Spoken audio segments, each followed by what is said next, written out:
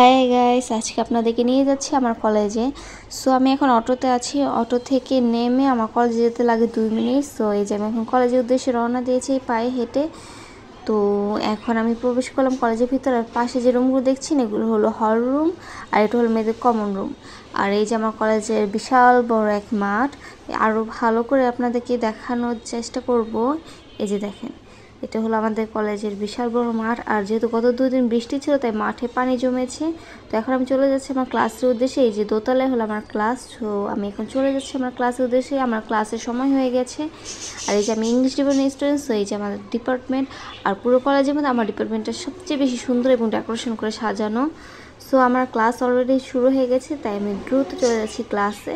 আর এই হলো আমাদের ক্লাসের টিচার্স, তারা একজন পরপর আমাদেরকে বিভিন্নভাবে পড়ায়। সো এখন আমাদের ক্লাস শেষ, আমি এখন চলে যাচ্ছি বাসার উদ্দেশ্যে। আর এই যে দেখেন আমার কলেজে কী সুন্দর কাশফুল ফুটেছে।